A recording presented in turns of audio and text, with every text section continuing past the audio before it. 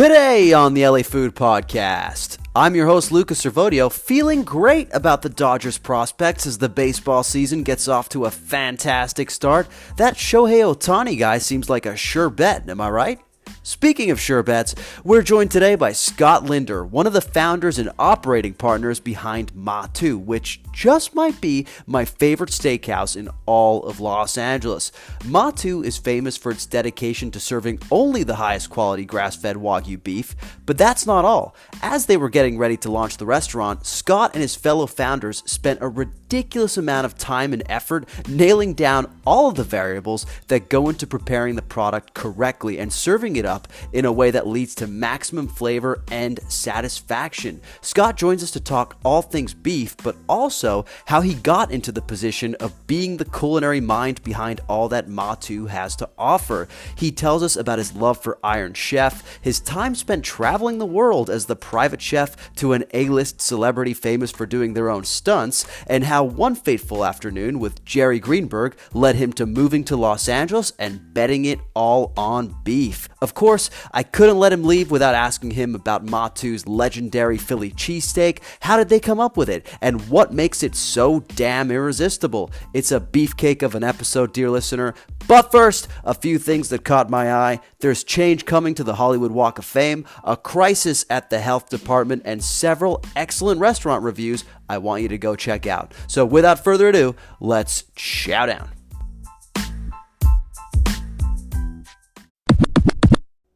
The LA Food Podcast is brought to you by House of Macadamias. Dear listener, do you have a favorite nut? Here's why I've happily given that title over to the macadamia.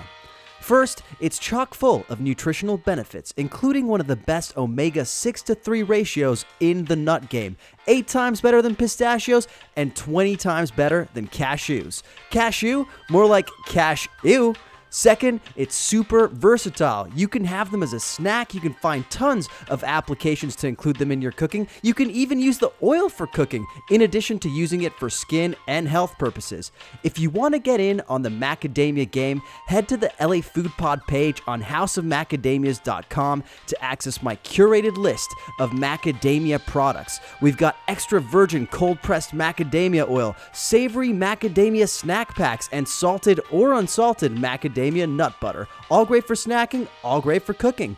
The best part is, when you buy an LA Food Pod bundle on houseofmacadamias.com, you'll instantly get a free multi-pack of macadamia snack bars featuring flavors like chocolate, white chocolate, and coconut white chocolate. And if you subscribe to our bundle, you get a 15% discount on all of it. And don't worry, you can pause, cancel, or adjust the subscription at any time. So what are you waiting for? Head to www.houseofmacadamias.com/pages/LA-foods and go nuts.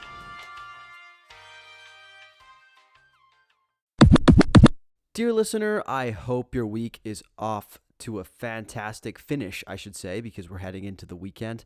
My week's gone pretty well. It's been full of a lot of eating. Father Saul, who you know from this podcast, is actually in town from Seattle, where he usually lives, and we've been doing a ton of eating. In fact, next week's episode will be entirely recapping the food crawl and food haul that we've been doing this week.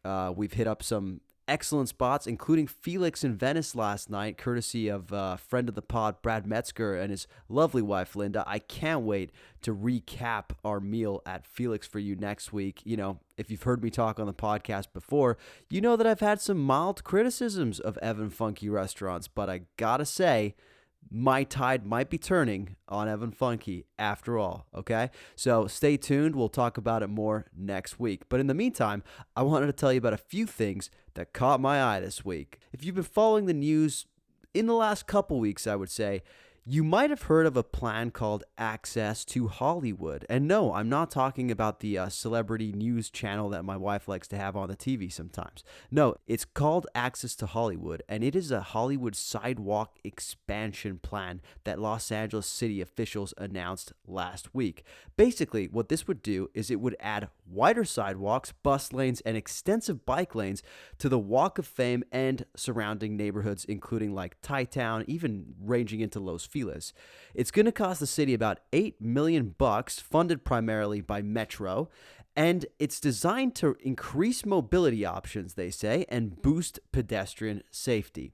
What that really means is they want to get people out of cars, they want to diminish traffic, and they basically want to try to encourage people to adopt alternate modes of transportation, including like metro or bikes. Tangibly, what it's going to look like, it's going to look like an extensive protected bike lane on Hollywood Boulevard that ranges from La Brea to Silver Lake's Fountain Avenue, and then bus lanes on Hollywood Boulevard from Orange Drive to Gower Street. Now, why are we talking about this on a food podcast? Well, part of the conversation has surrounded the possibility for an addendum and extended alfresco dining across Hollywood Boulevard that would affect places that we all know and love, like Musso and Frank on the Walk of Fame, Home State in Los Feliz, Friends and Family in Thai Town. Those are just a few examples that Mona Holmes actually brought up in her Eater reporting, and I'm sure that there are many others. That dining portion isn't confirmed yet. However, I feel like it would be an essential part to actually make this Hollywood sidewalk expansion a success, right? If you ask me, that would be a fantastic idea because let's face it, the Hollywood Walk of Fame is the worst part of Los Angeles. I don't know if you've ever had to deal with out-of-town visitors, dear listener, but one of the places my out-of-town visitors always want to go is the goddamn Hollywood Walk of Fame. And it is one of the worst places in Los Angeles. It's seedy, it's dirty, it's frankly like one of the biggest letdowns. You know, I remember when I first came to Los Angeles as a teenager to visit with my family, and they took me to the Hollywood Walk of Fame. I was so disillusioned. It was almost like finding out that Santa wasn't real. And I do apologize for any children or adults out there who only just found out that Santa isn't real right now. I just think that there's so much more that we can do with what is a historic part of Los Angeles, and this is definitely a step in the right direction. However, it seems like outdoor dining isn't a sure thing. Extended outdoor dining isn't a sure thing. So as people who are watching this, as consumers, as people who, watch City Hall and are interested in our restaurants, we should keep an eye on it just to see if perhaps it's something that we need to be reaching out to our city council members to ask for, to advocate for, especially if you live in CD4 or CD13, the Hollywood areas. I think that this could be something that you might want to get activated on, and just let's help improve the Walk of Fame, guys. I believe we can do it. We've seen things like this work in other cities around the country. Famously, Times Square did something like this, and apparently it's like become one of the places to hang out with nice little parklets and places that you can like go drink wine. Why not have that on the Walk of Fame? Why not? Okay, moving away from the Walk of Fame, I wanted to quickly talk about a serious report that the Los Angeles Times put out earlier this week. It's about the staffing at the health department. And we've heard a lot about the staffing in restaurants and how difficult it's been for restaurants to attract and retain talent. But apparently the same is true at the health department. So the report was conducted by the Los Angeles Times' Rebecca Ellis, and frankly, it's one of the best pieces I've seen come out from the paper in a while. Basically, they found that out of the roughly 18,000 quote-unquote high-risk food facilities that typically are supposed to get 3 inspections a year from the health department, fewer than 2% actually received those 3 reviews. 3 in 10 restaurants out of those high-risk food facilities didn't even receive 1 inspection from the health department.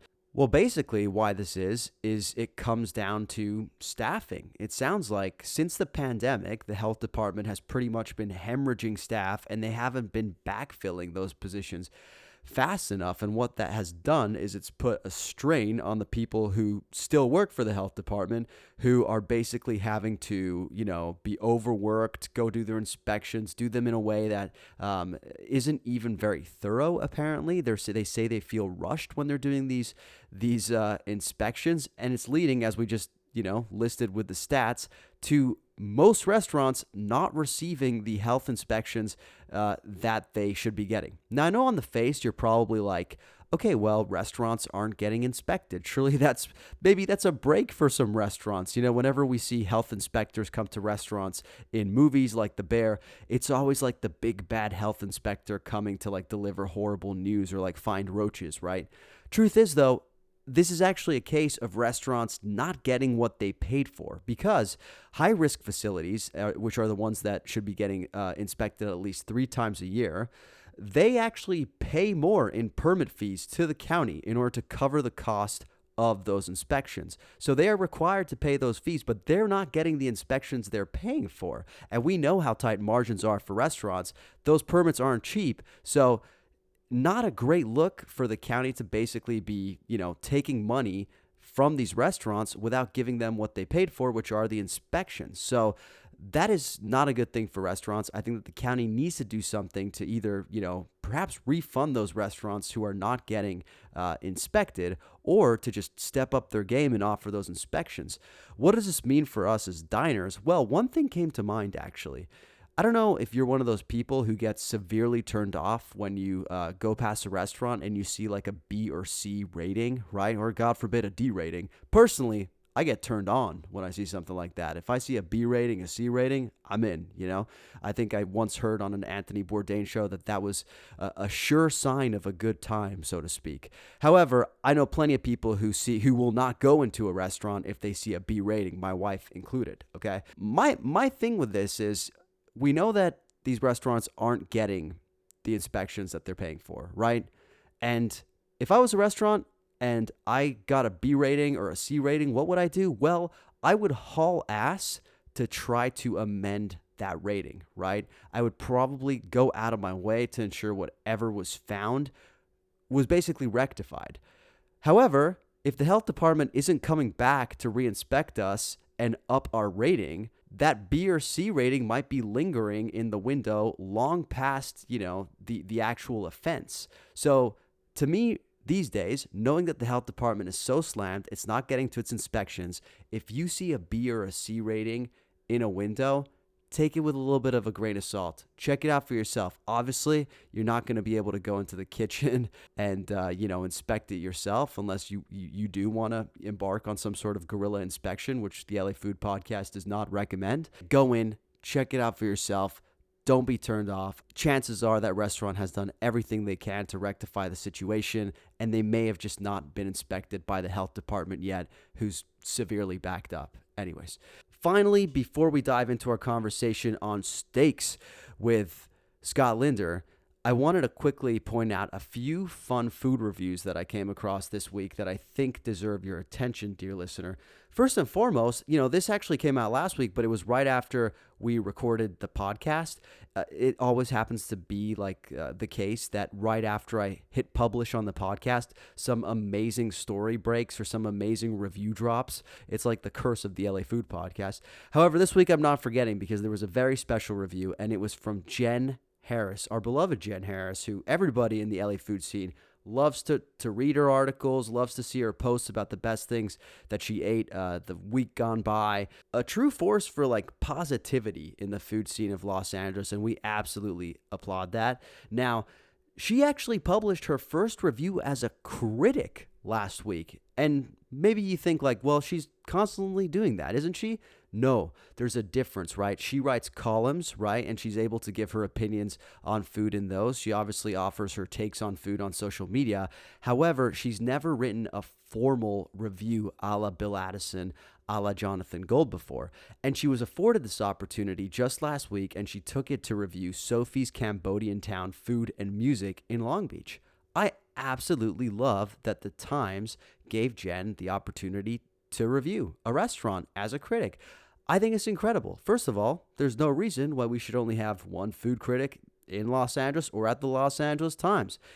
For a while there, the Los Angeles Times did have a couple critics. Now, that didn't end in the best way. However, I do think there was some good journalism happening during that time, and there are criticisms made of Bill Addison that he doesn't get to enough restaurants. I've heard that criticism made. I personally think it's unfair. However, I do think we need more food critics in this city. In fact, Bill Addison said that himself on a podcast recently. I think this is great. Let's get more voices in there. Jen Harris is a deserving voice to be, offering her food in the position of formal critic. So I don't know if there's going to be more of this in the future, but I absolutely applaud this happening. I highly, highly recommend that everybody goes and checks this out. I will put it in the show notes.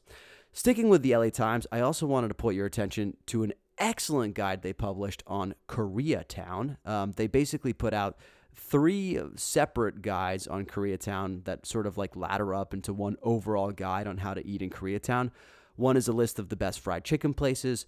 One is a list of the best late night eats. And finally, there's one of the best K barbecue spots. I think this is a fantastic thing for the Times to do. I want to see more of this. I want to see them go neighborhood by neighborhood. We do see this already with the Infatuation and Eater, but there's just the quality of the Times just hits different, It just hits different, and I think it's extremely apparent in this package that they put together. So go and check it out for yourself, dear listener. Although I did want to say real quick, Sunnongdan, one of my favorite restaurants in Koreatown that's famous for their kalbi jjim, that incredible short rib beef stew, it's only getting a passing mention in one of the articles and is not included on any of their lists. Am I missing something? Did Sunnongdan go downhill? Last time I went, it was still hidden. If anybody has any information as to why Sunnongdan was left off this list, by all means, please share it. But to me, it seems like the one sort of like stain on an otherwise excellent package. Finally, last review I wanted to point your attention to.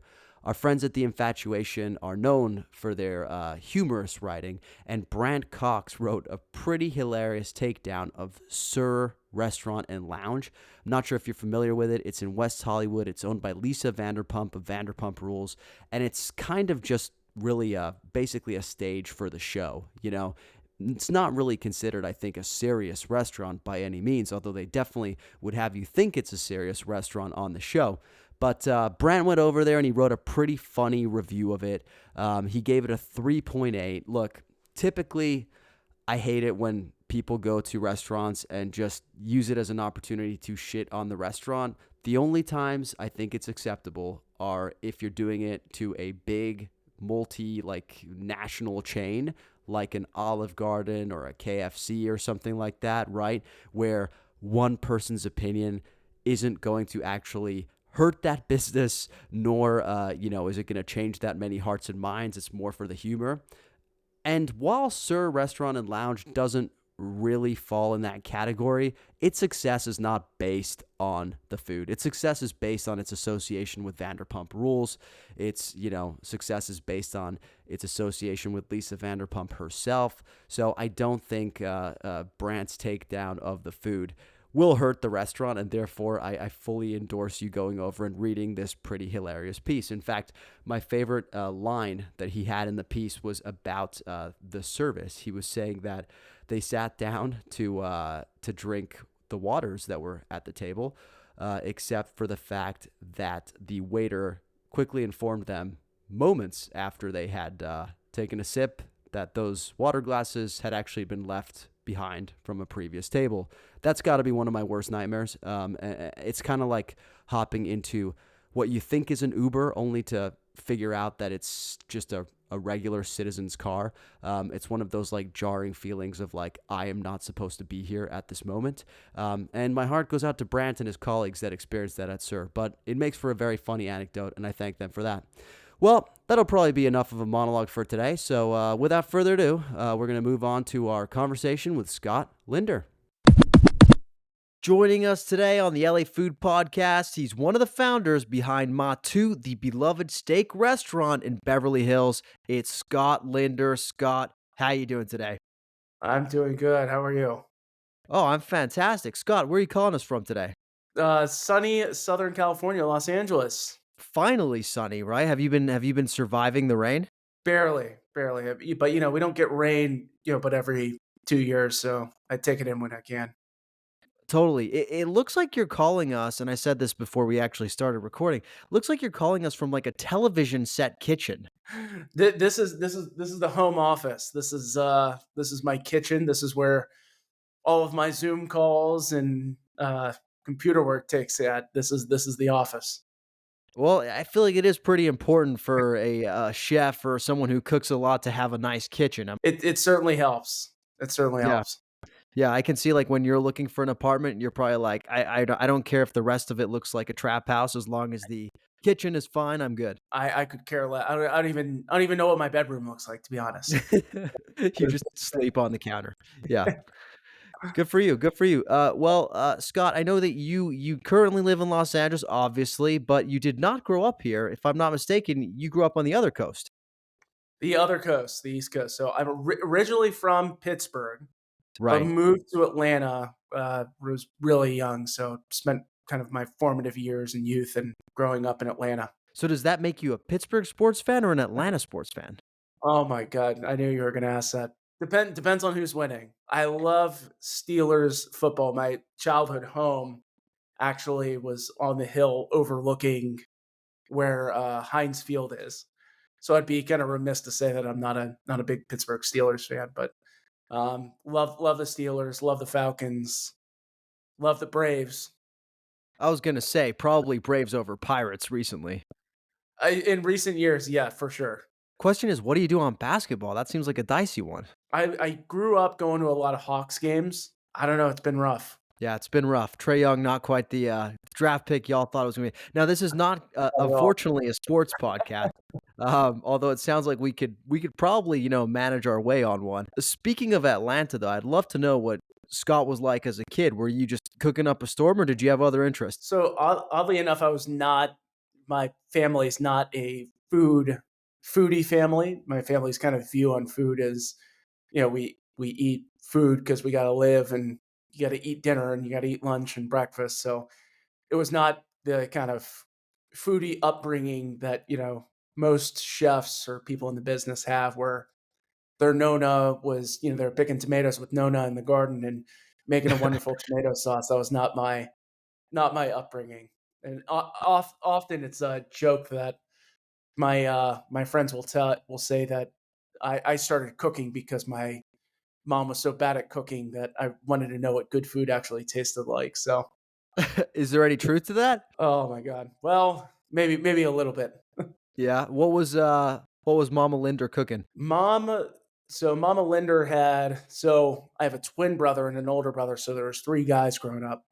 So it was as much meat as possible over as much starch as possible. So it was a lot of ground beef, dinner served over rice, multiple baked chicken breasts, that kind of Yeah. thing. So nothing, nothing fancy or extraordinary, or really, really great. So It was about getting the nutrients in. it's about getting a lot of food in. Yeah. Ironic given what your current line of work is, absolutely. Now, when it was, your sort of choice of where you would wanna go eat, what kind of things did you gravitate towards? What were your favorite, like, fast food spots or, what do they got out there in Atlanta that's good? Growing up, Chick-fil-A was a big staple growing up. Chick-fil-A was kind of Atlanta, it's an Atlanta-based business. They were When I was Mhm, growing up, they had a bunch of locations in Atlanta, and that was kind of the place to go hang out after school. Waffle House. I don't mhm. know how much you know about a Waffle House, but that is after high school football games, late nights. That's the meeting place. That was the meeting place. Yeah, but I've Yeah. myself have never been to a Waffle House, although I've heard they're very, associated with the Atlanta world, as is Chick-fil-A. So it's definitely on my bucket list to do. Not in the immediate future, of course. How did the cooking bug enter your life amidst all the football and Waffle House? So I got into cooking kind of a strange story. I was, my now everybody works at home, and not a lot of people, people go into the office, but back in the late 90s, early 2000s, everybody was going into the office. So in the Mhm. summertime, both my parents would go to work, and I remember sitting at home watching the old Iron Chef when it was, Chef Sakai and all I think it was largely based in Japan. So it was all these, chefs in a country in a far off land that I've never been to. And I remember seeing specifically an episode where they were cooking eels. And I remember I'd never seen an eel. I didn't know you could eat eel. And I remember watching this episode, and they took these things that looked like snakes living in the water, which they are, and in an hour turning them into 6 or 7 just, like, beautiful dishes. And I was like, "Holy crap, this is so cool that there's a group of people out there that can actually do this. They can take these ingredients and in an hour turn them into beautiful dishes." And they were using ingredients I had never heard of, techniques I had never heard of. I remember it just being so mesmerizing to me that was the kind of that gave me the bug. Was it the, like, competition aspect, the sports aspect of it, or was it more so the learning about new kinds of foods and sort of that awe and wonder of it? I think it was more about, the culture of it. Mm, Again, the kind of household I wasn't eating Japanese food or Malaysian food growing up. So, I was, eating a lot of, pretty simple, basic foods. And I remember seeing all this and thinking, wow, that, there's all these different foods that I'd never had before that mhm. people are eating. And that's a Yeah. part of their culture. So I think that was more, I mean, I love the competition part of it, but I think it was more the culture that really kind of hooked me. Yeah, for sure. So what was the first foray into the kitchen based off that inspiration? What did you try to make? So I remember my mom bought me the Brennan family cookbook. It was a Brennan's is a restaurant in New Orleans, and Mm, she had bought me the cookbook. My mom didn't know anything about cooking, but I think she just picked it up somewhere. But I still have it in my office today. But I remember looking through it and thinking, again, that kind of same concept where I was looking at this cookbook. And this is New Orleans. New Orleans is about a 7-hour drive from Atlanta. mhm. And I remember thinking, holy crap, there's people eating turtle soup and stuffed quail and crawfish etouffee in a place that's a 7-hour drive. And, Creole food just being a part of American culture. I was like, it just dawned on me that I didn't know that that kind of food existed. So I remember, I would pick a recipe out of that cookbook, and my mom would take me to the grocery store and I'd try to make the recipe and inevitably fail at making the recipe because I had no idea what I was doing. But I just remember how much fun it was going and buying, andouille sausage and rice and peppers and all these different things and just, really trying to make a great dish out of it. Any early hits? Any ones where you were like, "Holy fuck, I got something here. I got some talent." There was certainly no, "Oh my god, this is it." I think there are a lot of, "That's really nice, sweetie. You did a really good job, and I'm very proud of you," and a lot of scraping into garbage cans. I don't remember anything that was really great. I think I tried making crème brûlée, Hmm. and I did the whole thing where you bake it in the bain marie, the water bath, and I got, like, the little ramekins that you bake the crème brûlée in, and I torched it, and my family thought it was so cool, and I think that was really good. I think that was, like, the first, like, "Oh my god, I actually made something that people not just, are willing to eat, but they really liked it." So I think that was kind of the first time I made something that, people really liked. Ironic that that was a sweet. Yeah. Yeah, so much of my cooking now is even sugar or sweet based, so When were you like, "Hey, you know what? This crème brûlée hit a little too hard. I think I'm gonna have to do this for a living." well, oddly enough, my first ever job was in, working for Cold Stone. You were one of those people doing the I was mix-ins? doing the mix-ins, I was singing the jingles. No way. You still Oh my remember any of them? I remember there was like a rendition of a Queen song, like We Are Cold Stone, like instead of We Are like Yeah. so there's a Like Queen like, "We song that are we the Cold Stone"? Like, "We are the champions"? yeah, it's like We Are Cold Stone, and I remember Oh, singing okay. having to sing that song every time one of my idiot friends would throw a nickel into our tip jar. And then when they would throw the nickel in, there was another jingle that you would sing like "Row, row, row your boat," but it was "Tip, tip, tip your crew." So, Mm. my friends got a very good laugh every time I had to sing for their nickels. That's hilarious. I would have been throwing so many nickels in your tip jar. So that was your first foray, but that wasn't what gave you the bug, was it?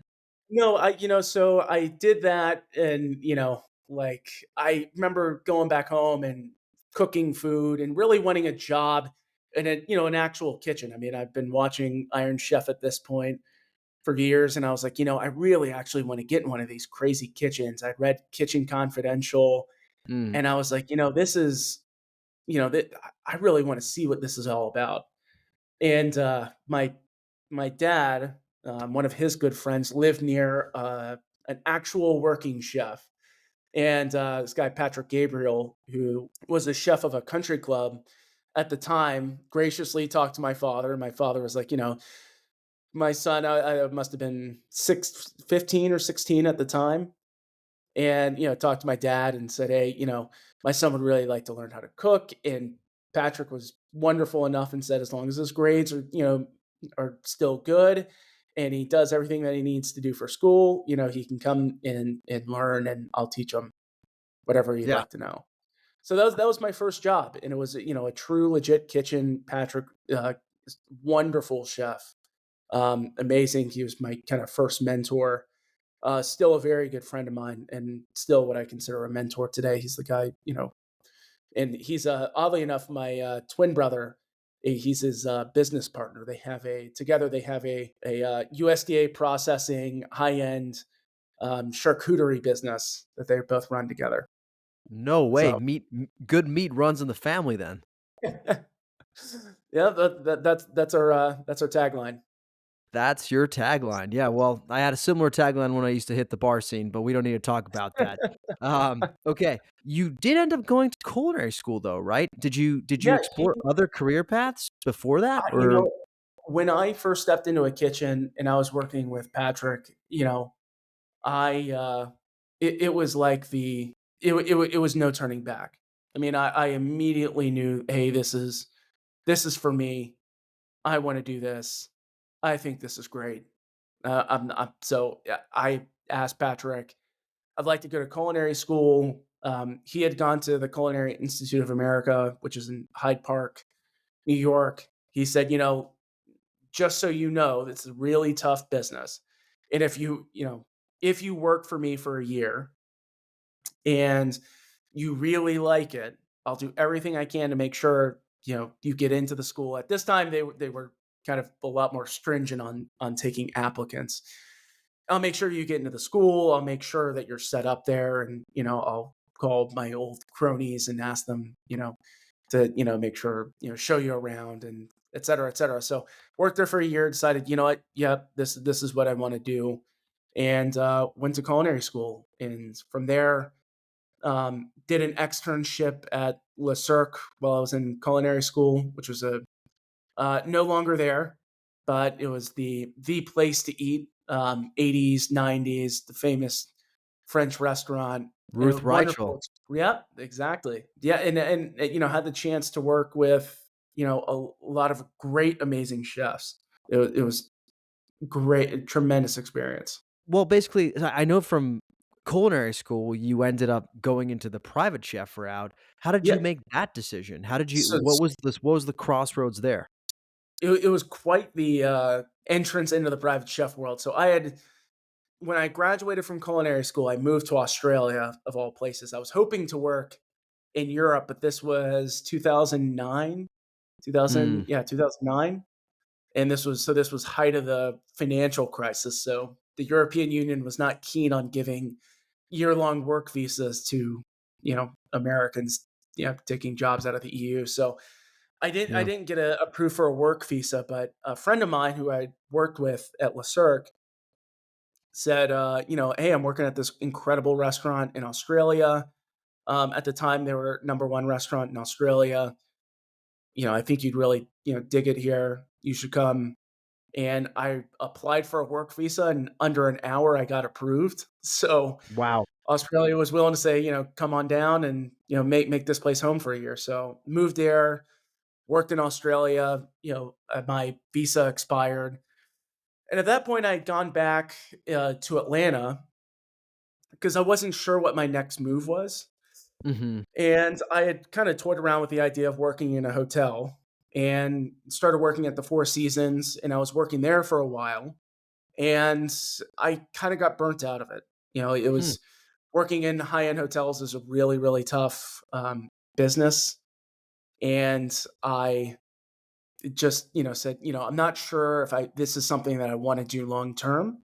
Yeah. And I went back to business school, and I was in business school in Atlanta, and I needed to make money, so I literally just Googled being a private chef. So this would have been 2011, and I just Googled what being a private chef was. I found an agency, and I worked for the agency, and I was kind of working with that agency, and ended up leaving the agency and finding my own clients. And I was finishing business school, and I was toying around with the idea of going into finance and working, pursuing a career in corporate finance or management consulting, or something along those lines. I just figured maybe I'll just get a, 9 to 5, finance job, and that's what I'll do. And a friend of mine said, "Hey, an A-list actor celebrity is hiring for a private chef," and I was asking about the job, and she was saying, "Yeah, you travel the world. I mean, there's not a country that you won't go to." And I think at the time they were in Namibia, and they were going from Namibia to Malaysia, and then from Malaysia to London. And I'm like, I've never been to any of those places. Like, count me in. I don't want. Corporate finance is out. This job is in. So Let me make sure I have this whole timeline straight because this is pretty bonkers. So you go to Australia, you're thinking like, "Hey, I'm just going to go to Australia, work for a year, have a great experience." You come back to Atlanta, you think, "Okay, Four Seasons, let's give it a shot." But from what I understand, that kind of scared you away from the chef life for a while. You're like, "This is really yep, intense. Let's go look about finance. Let's go look about a 9 to 5." And then all of a sudden, the chef life is pulling you back in? exactly. Yeah. No, I was kind of burnt out, and then I was, in business school. I was like, God, maybe it's just a 9 to 5. I cook on the side. I do something. I just have fun with cooking. But it really wasn't me. Like, I was just fooling myself and thinking that Mhm. that's something that I was going to be happy with, because I knew deep down that doing management consulting was not going to bring fulfillment to my life, or Yeah. working in corporate finance. It was not going to be fulfilling to me. Yeah. I hear you. I remember when I was in college, I had no idea what I wanted to do, and there was, like, a seminar on campus about becoming an actuary, and they were like, "Oh, actuaries make, like, 6 figures right off the bat," and I'm like, "Yeah, let's fucking go. Let's do this." And I went to one seminar, and I was like, I still It's a don't lot of have math. any idea what an actuary does, so, I'm gonna go be a podcaster instead. No, I'm just kidding. But yeah but yeah, I completely resonate with that feeling of this is not me though, with being confronted with a path that seems easier, but then you're just kinda like, "Nah, that's not me." Okay, so can you tell us who this A-list celebrity is that you worked for? I won't say the name, but they'll say they're known for doing their own stunts, and I'll kind of leave it at that. I respect that. I can respect that. Okay, so talk to us through that. Okay, you're traveling the world. It sounds like you went all over the place. Can you give us just like the craziest story you have from your private chef days, being the private chef for this unnamed A-list celebrity who does their own stunts? It was an unbelievable job, because the client was fantastic, wonderful. But then, you were thrown in all these different situations in which you had to think really, really quickly on your feet. I was explaining it was like every day was like an episode of Chopped, but instead of Hmm. wacky ingredients, it was just wild scenarios. I mean, there were times in which I'd be in the French Alps cooking out of a chalet in the French Alps, and then I would have to have breakfast ready in the French Alps, and then I would have to jump on a helicopter and get to an airport and fly to London to have lunch ready in central London. Wow. And Like before your client got there, that kind of thing? yep, there are times. I mean, I cooked on I think an aircraft carrier for 2 weeks at sea. So incredible experience, though. Were you getting like ingredients flown in or shipped in onto the aircraft carrier? I had brought everything with me on board, so I had taken everything with me, and couple massive Whole Food strips. So It's like Below Deck, but, like, without, like, the drama, yeah. Although, I'm sure you had your own drama. there was Um, some, but good to know.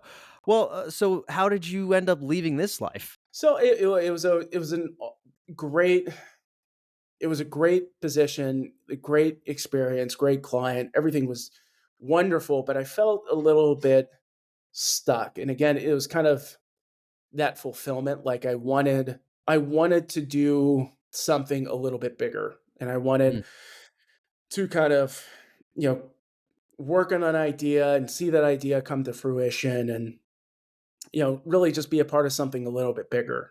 And mhm. not that, what I was doing was I didn't like. I loved it. I loved every minute of it, but I just wanted to do something a bit different and kind of get out of that world. Also, it was a lot of travel. So a lot of traveling's great, but not when you're in one place. Never in one place more than 2 weeks or a couple weeks. So For me, when I think about what gives people who cook joy, I also gravitate sometimes towards thinking of, like, well, they love feeding people, right? Like, they love bringing joy to people, and it sounds like you were doing that for one person. Well, I'm sure it wasn't just one person when you were a private chef. There were probably other folks that ate with that person and whatnot, but is that what you mean by doing something, quote, unquote, "bigger," like doing something that reaches more people? yeah, I had always wanted to, get back into the restaurant business. I've always loved restaurants. And what I loved most about it was hospitality, kind of what you're talking about, which is, taking care of people. And I always tell people that, you either have hospitality or you don't. You either want to take care of people, want to entertain, really want to care and nurture for people, or, it's not what you're interested in. And Mhm. when you're in the restaurant business, you get to encounter people. Maybe they're coming in for a special night. This is their one night that they get to go out to eat. Maybe they're a regular, and you get to take care of them that way. Maybe they're celebrating an anniversary. Maybe they're someone graduated from college.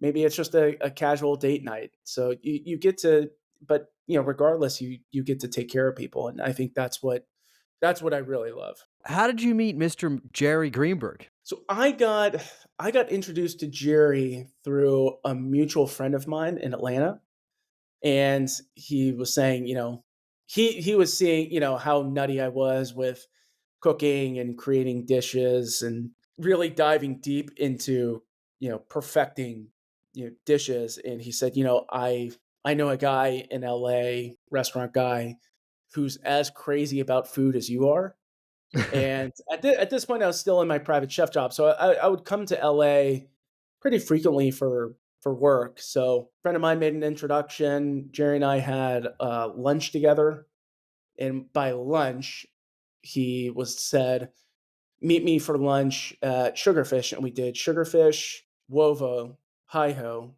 and then finished at Kazunori. In So one we did day? all it in less than 90 minutes. Well, for listeners who don't know, this is particularly convenient for Jerry because he's an owner in all those restaurants, right? Yeah, yeah, and and they're all located within close proximity to each other, and especially in Santa Monica, you can walk to each one, which is what we did, or I rather rolled to each one of those after eating so much food. But it was, So looking back on it, was he basically, like, giving you the pitch? I don't know if he was giving me the pitch. I mean, we were just connecting about food, I think, at that point. Mhm. I saw what he was doing and thought it was so fascinating. And again, the way he thinks about food is the way I think about food. I mean, it's perfecting, perfecting, being product driven and trying to perfect the product. So I was just driven to that, and at that point, trying to remember what year this would have been, but this was maybe 2017, 2018. And Mhm. so at that point, he had, kind of thought about a steak restaurant, but I don't, nothing. There was a very, very loose idea of the concept. Right, because I was gonna say, like, I understand that at some point he went onto some sort of, like, very extensive steak journey. Can you tell us a little bit Yeah. about that? So his steak journey is dates back a lot farther than mine. So 20 years ago, it's something like that. He was in the south of France and had this incredible steak eating experience at a restaurant in the south of France, and I think he had been on a mission to try to recreate that for a long time, and he found First Light, I believe, through a mutual friend of his, and found it, and it was like the proverbial light bulb for him. It was like, this is the beef. This is Mhm. the golden ticket. This is the magic product. And Hi Ho was really formed out of that. So Hi Ho came first, and they're forming their burgers. They're doing great. Then the kind of concept of the steak restaurant was still being formulated, and in that time, the Steak Club, which I know you had the kind of pleasure of getting introduced to the app and some of the meat, Hell but yeah. the Steak Club was formed, and then you know about 2019, end of 2019, 2012, we're really putting pen to paper, figuring out what Matū is going to be. So talk And to us first about First Light Farms. You mentioned it in passing. What is First Light? so First Light Farms is a cooperative of farmers in New Zealand, and they raise 100% grass-fed wagyu cattle. It is what we believe the most best tasting, most healthful, and sustainable beef on the planet. And they're a company in the beef industry that is doing all the right things. And what I mean by that is exactly what they say they are. They're Hmm. 100% grass fed. It is a completely natural product, and it tastes unbelievable. They span between the North and South Islands, and it's just an incredible company. So when you say, they're doing everything right, what do you mean by that? So in the beef industry, there's a lot of I'll just say kind of shady behavior. For instance, people will tell you that something is grass fed, and it's maybe the cow just ate grass at some point in its life. It's not grass fed and grass finished. They're maybe not being transparent in their usage of feedlots. They're kind of disguising their genetics. Mm. So, First Light, when they're doing everything right, I went down, I've been to New Zealand, I've seen the farm, and it's exactly what you would think. It's a pasture or paddock of cows roaming openly in a field. And I remember Mhm. seeing that the first time, and just growing up, I'd seen all it resonated really strongly with me because growing up I'd seen the Land O'Lakes package where you see the butter and then you see the cow in the field, but what it actually is feedlots, somewhere outside Bakersfield in deplorable conditions. And I remember going out and visiting a First Light farmer, and it was exactly the pictures on their website. It was, New Zealand is about as picturesque as you can imagine, but it was cows in a field eating grass, and I Mhm. remember I was just blown away by it. So Jerry finds his farm, First Light, and he's like, "I have to do something with it." And the first thing that he does is Hi Ho. That's a burger concept that opened what, 2017, 2018, probably. I believe maybe a touch earlier than that. Let me say, I think they opened in Ojai in 2016, 2015, something around there. And then they closed that down because everybody lived in LA. So they moved operations to Los Angeles and they opened Santa Monica. Now they have 4 locations. But at that point, Jerry's like, "Okay, Hi Ho's great, but there's so much more we can do with this incredible product." And that's when you start to enter the picture a little bit? Yeah, one of the a couple of the other founders, Mark Schatzker, Lowell Sharon, they had been working. I think that was at the point that they were talking about the concept, testing some recipes. Mike Odell, who's one of the other founders as well, was working on the concept, as well as Ryan Janola, who runs it, who I believe you met at the restaurant, who runs everything. Mhm. And at that point, they had kind of been working on the concept. Now it's actually one of the last ones to kind of enter the picture. And at that point, this must have been 2019, where really working in the test kitchen, developing dishes, testing the beef cooking process, which took an ungodly amount of time and an ungodly amount of steaks to figure Hmm. out how to create the perfect steak. So that's really where most of the time in developing all the recipes lied. So Matū is now a concept. Maybe the name isn't decided on yet. I know that there are some other names in play, but There are a lot of other names that a lot of which I'm not I'm sure. glad we did not go with. Can we name the one you hate the most? Oh my god. I don't think there's a one I hated the most, but there's ones I'm glad we didn't go with. Yeah, yeah. Put it that way. There's one I'm gonna say, and you can always tell me to edit this out of the podcast, but you told me that warm red was in play, which really glad you guys didn't go with that. It sounds like a disease. It does. It's the way that we describe our steaks and the way that we cook our steaks. Yeah. But yeah, glad we didn't name the restaurant that. Let's talk about the cooking because as you mentioned, there's the First Light Farms Steak Club, which is an incredible product, and we'll get into that in just a little bit. But one of the key things there is the cooking method, right? And I know we're not going to get into the all the specifics of the cooking method, but from what I understand, there's a few different steps that are essential to the cooking process of a good steak. Can you walk us through what those steps are and how you guys went about figuring all those out?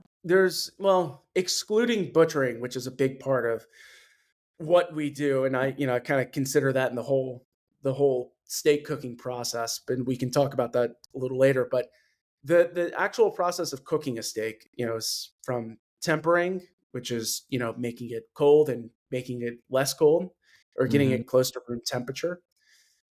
There's a process of tempering, the process of seasoning, the actual cooking process, which also includes resting the steak, and then slicing. Mhm. So every single one of those processes, we had to look really, really in depth and try to figure out how to perfect it and how to yield the best steak.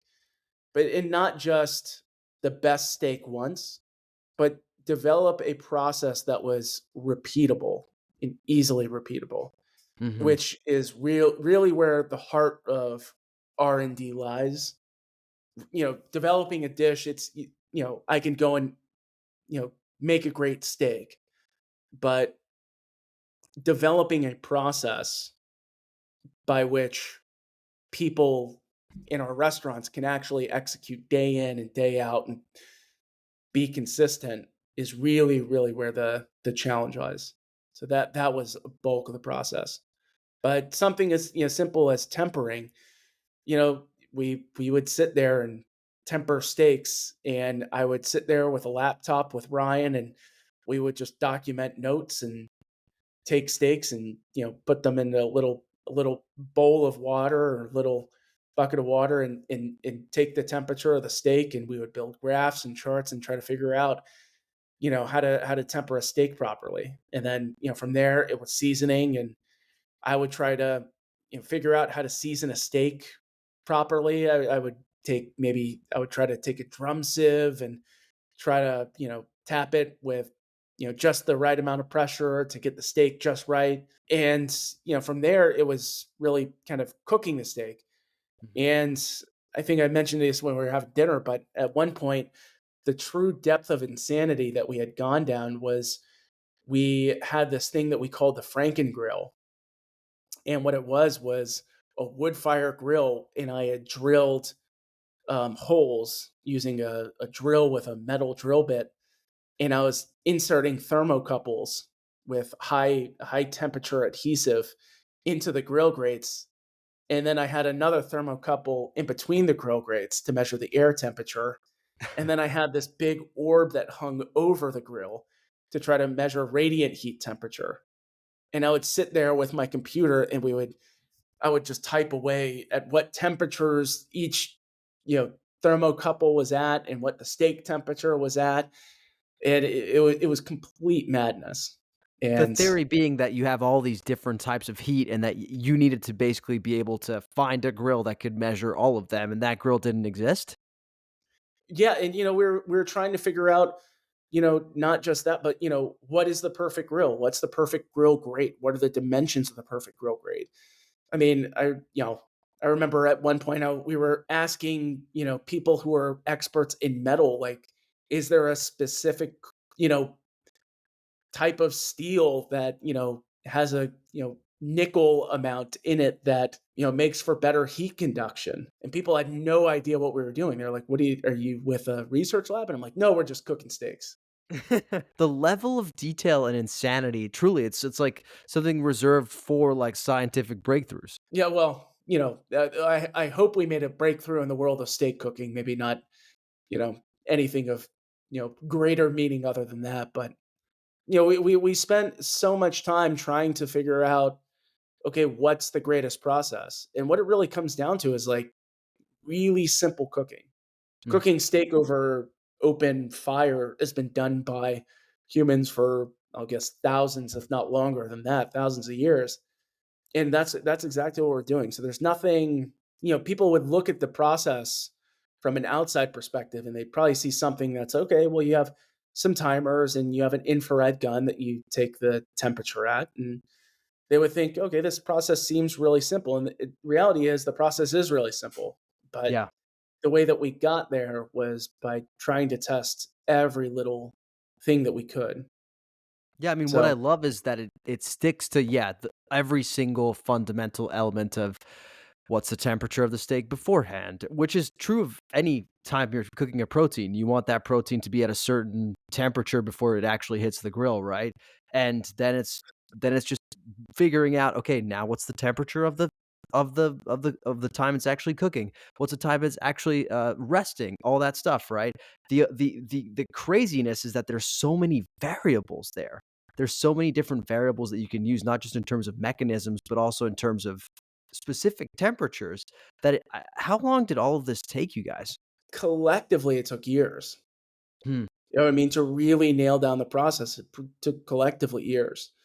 And there are times that some of the parts of the process took a lot less time, like seasoning steaks. That was Mhm. something that we just said, this is going to be a trainable skill, and we're going to be as consistent as possible, and we're going to spend a lot of time training people how to season steaks. The only way to do it is to have them season steaks and taste it. So it's an Mhm. expensive training process, but yeah, that's what you have to do. Something like, trying to figure out the grill grates and, the actual grill design took many, many months. Trying to figure out how to temper steaks properly, again, took many, many, many months. And, Mhm. the whole process, even, from the way that we butcher steaks, again, took a significant amount of time. So Yeah. we're talking years in the making.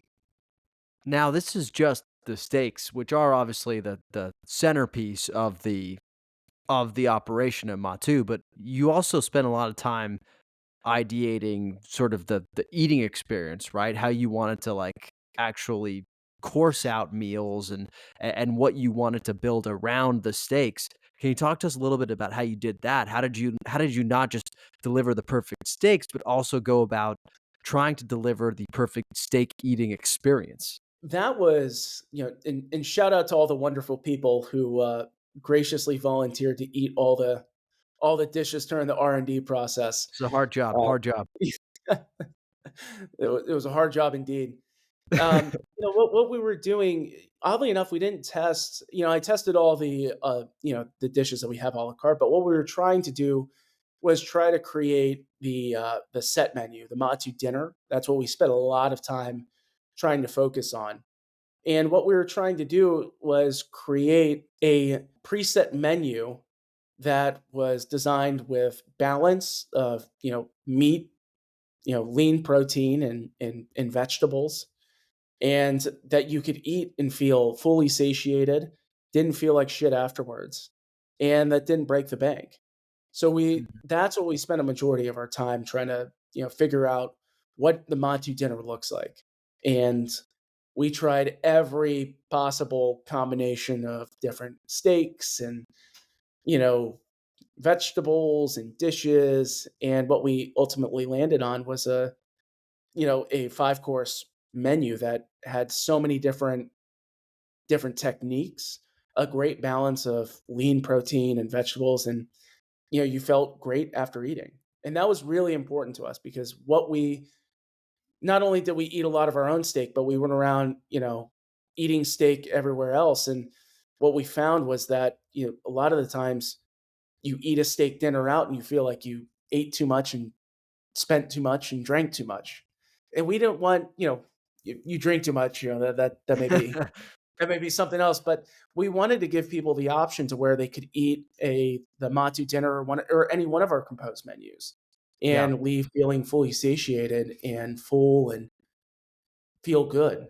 A meal that they can feel good after eating.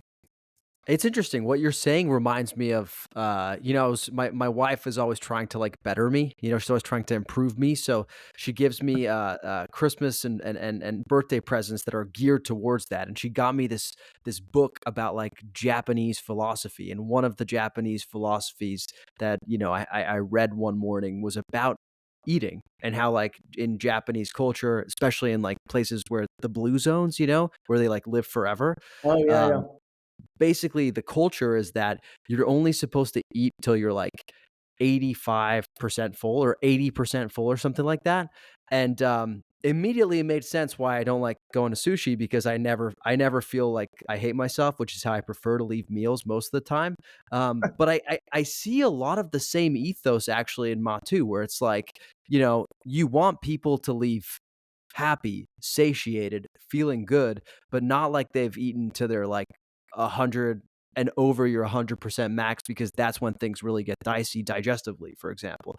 It feels like you guys have a bit of that almost like Japanese ethos, which is just interesting to me too, because obviously Jerry's involved with sugarfish. So I'm seeing a lot of parallels between these restaurants.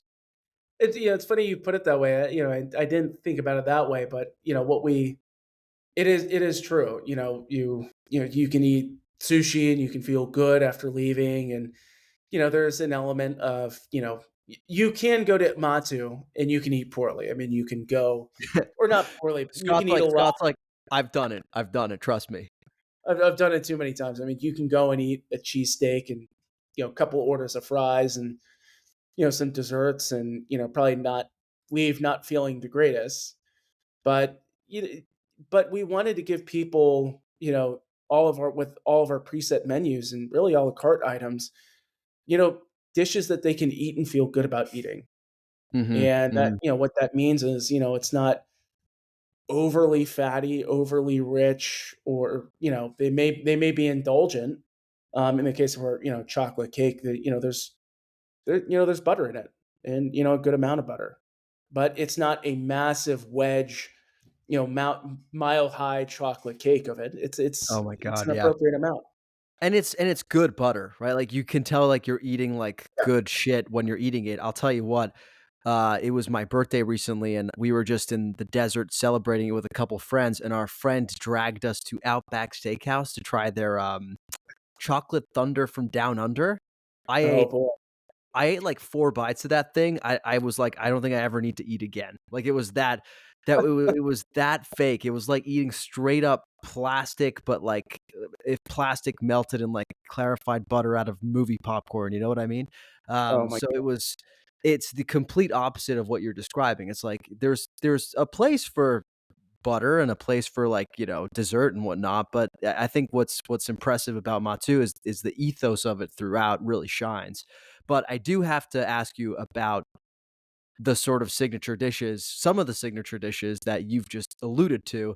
Let's start with the fries. I mean, when those fries hit the table, they're a showstopper. Everything stops, time stops, space stops, and then you put them in your mouth and you're like, I'm never gonna be the same again. Can you tell us about how you develop those fries? Very kind. So the fries, we obviously, you mentioned one of the other Hi Ho, who serves a lot of fries. So it's they had been cooking fries, and one day, kind of the formation of it was I remember having a beef tallow fry several years ago and loved it. And, took some of the Hi-Ho fries and, was messing around frying it in beef tallow. Because again, we kind of talk about First Light. and using the whole animal, and really being cognizant of the way that we use our products. Well, cows have a lot of fat on them, and we have to use some of that fat. Some of that's fat comes from the way that we butcher steaks. You're left with a lot of fat when you're done trimming, and we grind that up. You got to render it, and we were frying French fries, and it was kind of a oh my god experience. Yeah. The great a great hi ho style fry, but with a twinge of beefiness. Hmm. It's and people don't realize how much work actually goes into they're presented with a seemingly very simple plate of fries. I mean, it's our fries are there's no intricate sauces drizzled on top. It's a plate of fries with a little bit of parsley. So How much work does it take for one plate of fries? in short, it's a lot. So you have to take the potatoes, you have to watch measure, they have to hold the potatoes and make sure that the starch content is right. They got to cut them. They got to, soak them. They got to drain them. They got to blanch them. Got to freeze them. And then, at that point, then you're ready to cook them in the fryer. And for us, we have to render the beef fat and fill the deep fryers with beef fat. So it's a lot of work. It's a And real, I don't, how many fries are you taste testing personally every day? So they always say that if you're tasting something, it's 3 bites. Anything Hmm. more than that, you're just eating. So I eat fries every single day. Well, you gotta make sure they're right, you know? Yeah, well, yeah.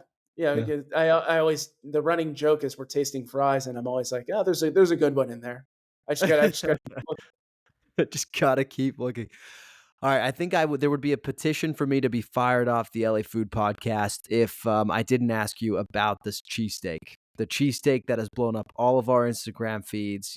I've reviewed it on my LA Countdown account and, absolutely fell in love with it.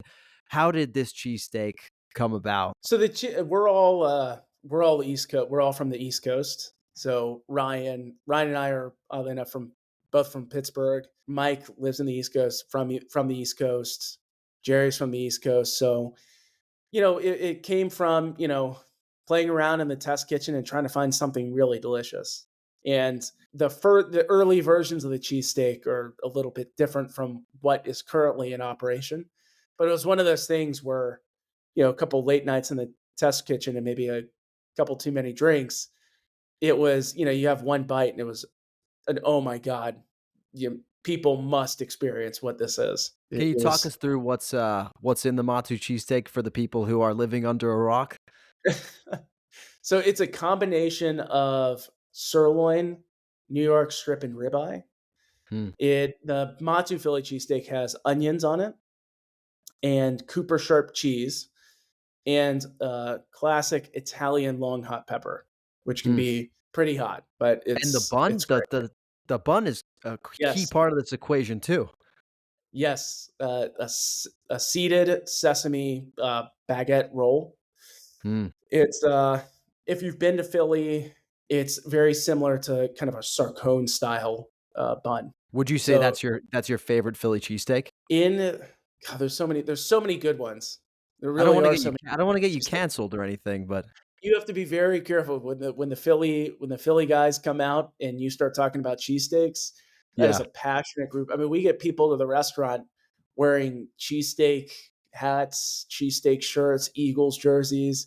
You got to be Wow. careful what you say. I mean, I may keep that one to keep my favorite cheesesteak to myself. That and the A-list celebrity you worked for, you'll keep those to the grave. Now, have you gotten any feedback from Philly folks on the cheesesteak? Yeah, it's that's one of the things that really proud about, which is we didn't create you know the rest we did not create a cheesesteak that was chefy or our version of a cheesesteak. We wanted to do a really good cheesesteak.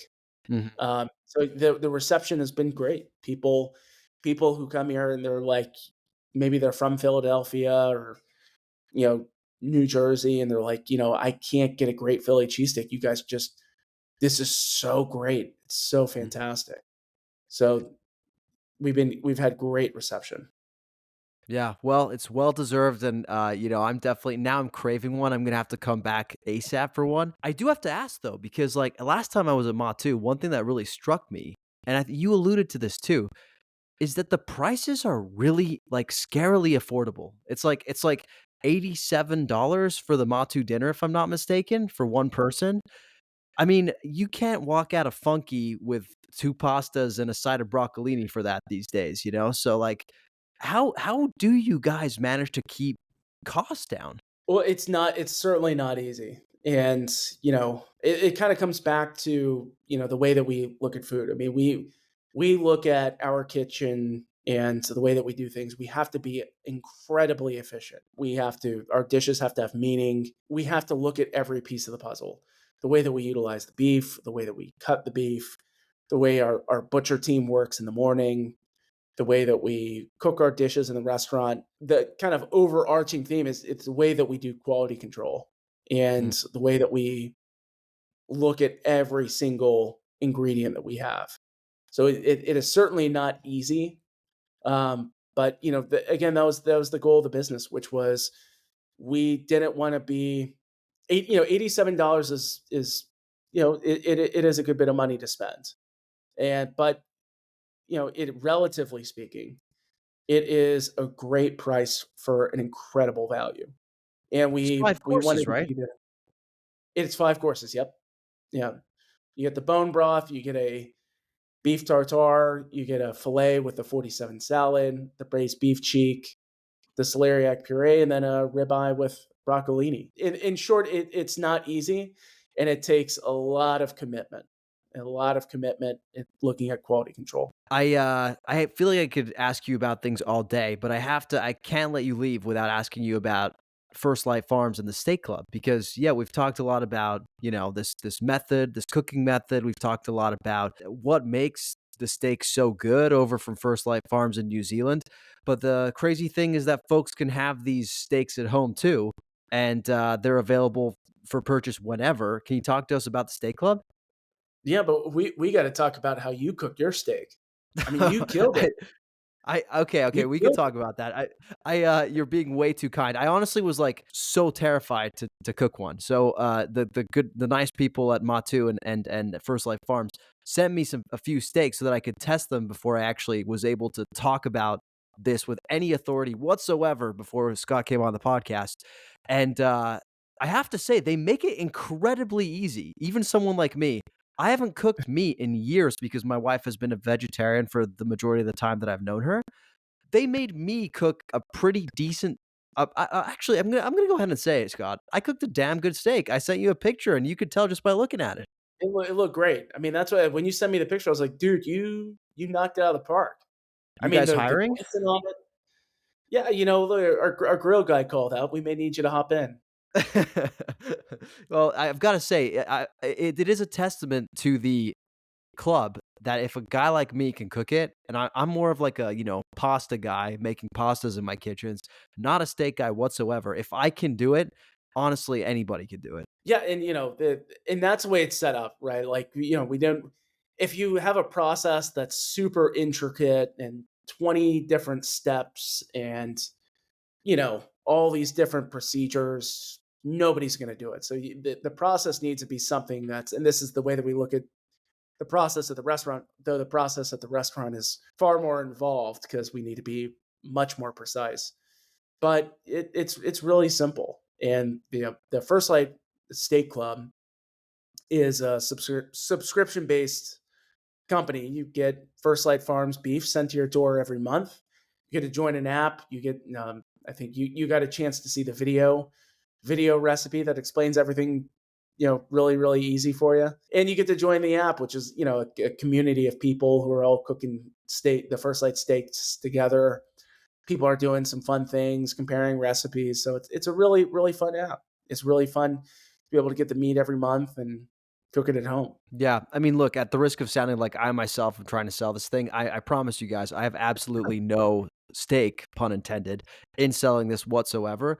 But as someone who's recently started going out to Whole Foods and buying quality steak because my wife demands quality steaks, It's expensive. It's expensive either way to like get steaks, and knowing that you're not necessarily guaranteed the most quality stuff when you don't know where your steaks are coming from.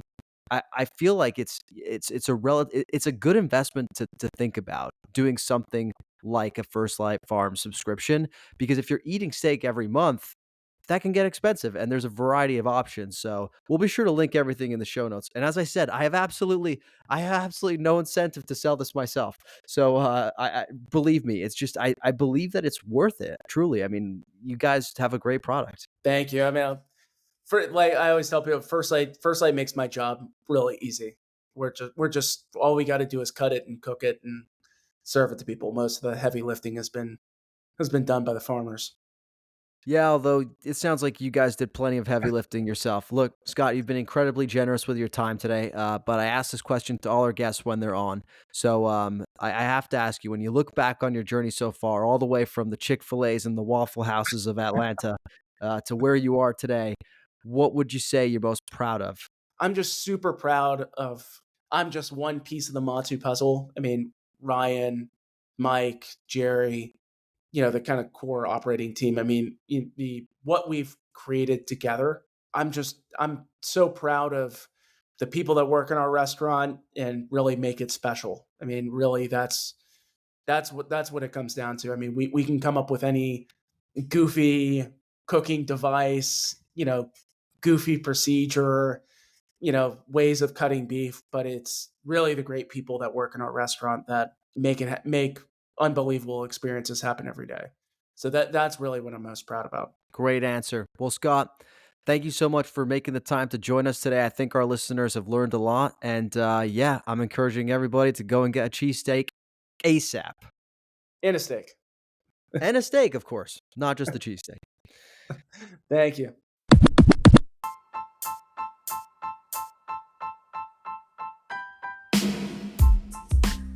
Thanks for listening to another episode of the LA Food Podcast. Thanks to our guest, Scott Linder, for joining us, sharing his story, and sharing all of the wonder behind the wagyu at Matū. I really hope you get there soon, dear listener. I promise you, it's the best bang for your buck steak menu I can think of ever having had in my life, and definitely in Los Angeles. Look, if you like what you heard here today, please go to wherever you listen to podcasts, leave us a rating, a review, subscribe. Seriously, all that stuff really helps us make our way up the charts on Spotify and Apple, so I would be eternally grateful. We'll be back next week with another epic episode, but in the meantime, if you're looking for me, you can find me on TikTok, Instagram, Threads, and YouTube at the LA Countdown. That's TheLaCounTDown. You can also find us on Instagram at LA Food Pod. That's LAFoodPod.